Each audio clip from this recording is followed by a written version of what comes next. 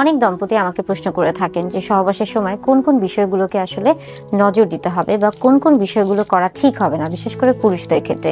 এই ধরনের প্রশ্নগুলো আমাকে অনেক পুরুষ বা অনেক দম্পতির ক্ষেত্রে দেখা যাচ্ছে যে স্বামী বা স্ত্রী উভয় আমাকে এই প্রশ্নগুলো করে থাকেন। মূলত সেই প্রশ্নের উত্তরই দেওয়ার চেষ্টা করছি। অনেকগুলো বিষয় রয়েছে সহবাসের ক্ষেত্রে, কিন্তু সেই ক্ষেত্রে খুবই গুরুত্বপূর্ণ একটা বিষয় বা পুরুষদের ক্ষেত্রে যে জিনিসটা সবচেয়ে বেশি দেখা যায় যে অনেক সময় পুরুষরা অনেক বেশি প্রেশার নিয়ে থাকেন বা চেষ্টা করে থাকেন, বা তাদের মধ্যে একটা ধারণা থেকে থাকে যে আসলে যদি অনেক বেশি প্রেশারে বা চাপ দিয়ে তিনি সহবাসটি করার চেষ্টা করেন বা করে থাকেন, তাহলে সেই ক্ষেত্রে হয়তো বা তার স্ত্রী বা তিনি দুজনেই সবচেয়ে বেশি উপভোগ করতে পারবেন। এইটা ধারণা থেকে বের হয়ে আসতে হবে। আসলে কোনো কিছু, বিশেষ করে সহবাসের ক্ষেত্রে বা শারীরিক সম্পর্কের ক্ষেত্রে, কোনো কিছু আসলে প্রেশার দিয়ে এখানে করার কিছুই নেই। এখানে কিন্তু প্রত্যেকটা জিনিস ধাপে ধাপে হয়ে থাকে এবং এটা আসলে নিজে থেকে চলে আসে। যেহেতু এখানে একটা মানসিক, একটা আত্মিক একটা সম্পর্ক থাকে এবং পরবর্তীতে সেটা যেহেতু শারীরিক একটা সম্পর্কের সাথে সম্পৃক্ত হয়ে থাকে, তাই এখানে কিন্তু জোর করে করার মতো কিছুই নেই। এটা নিজে থেকে হয়ে আসে, অর্থাৎ প্রেশার দিয়ে কোনো কিছু করতে হবে না।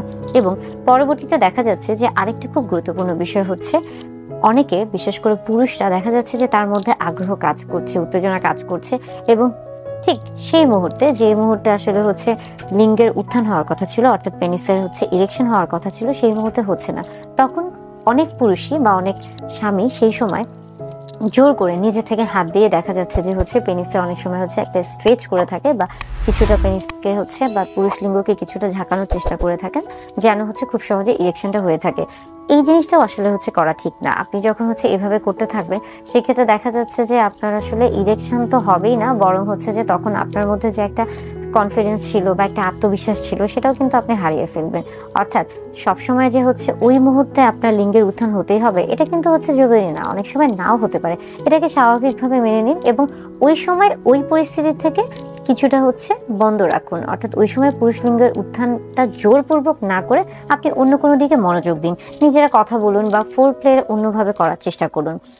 এর পাশাপাশি আরেকটা খুব গুরুত্বপূর্ণ বিষয় বলা হয়ে থাকছে যে হ্যান্ড প্র্যাকটিস। অনেকে মনে করে থাকেন যে তিনি যদি আসলে তাদের সহবাসের সময়, অর্থাৎ স্বামী স্ত্রী সহবাসের সময় তিনি যদি মাস্টারবেট করে থাকেন বা হস্তমৈথুন করে থাকেন, সেই ক্ষেত্রে হয়তো বা অনেক বেশি যৌন তৃপ্তি পাওয়াটা সম্ভব হয়ে থাকে।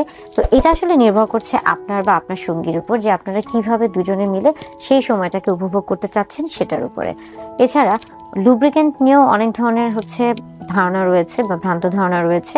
তবে লুব্রিকেন্ট যদি প্রয়োজন হয় সেক্ষেত্রে ব্যবহার করবেন, যদি প্রয়োজন না হয় তাহলে ব্যবহার করার প্রয়োজন নেই। এবং পাশাপাশি আমরা বলে থাকছি যে সবচেয়ে গুরুত্বপূর্ণ যে বিষয়টা রয়েছে সেটা অবশ্যই হাইজেন। অর্থাৎ সহবাসের আগে অবশ্যই পরিষ্কার পরিচ্ছন্নতা বজায় রাখতে হবে এবং সহবাসের পরেও কিন্তু এটা খুবই গুরুত্বপূর্ণ বজায় রাখা। তাহলে কিন্তু এই বিষয়গুলি একজন পুরুষ এবং নারী উভয়ের ক্ষেত্রে, তবে আমরা বলে থাকছি যে পুরুষদের ক্ষেত্রে এই প্রত্যেকটা জিনিস কিন্তু অবশ্যই মেনে রাখা জরুরি বা মেনে চলা জরুরি বা মনে রাখা উচিত প্রত্যেকের। আবার চাইলে কিন্তু একজন স্ত্রীও এই বিষয়গুলোকে মেনে চলতে পারেন বা এই বিষয়গুলো মেনে রেখে বা এগুলো মেনে চলে কিন্তু তারা সহবাসে লিপ্ত হতে পারেন। সেই ক্ষেত্রে তাদের ক্ষেত্রে সহবাসটা কিছুটা সহজ হতে পারে।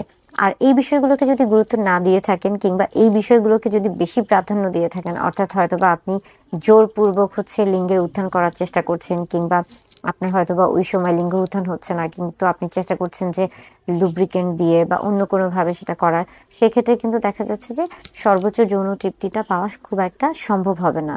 অর্থাৎ কোনো কিছুতে তাড়াহুড়া না, ধীরে সুস্থে স্বাভাবিকভাবে প্রাকৃতিক নিয়মে যেভাবে আসলে আপনারা একসাথে মিলিত হচ্ছেন, সেই সময়টাকে প্রাধান্য দেওয়ার চেষ্টা করুন।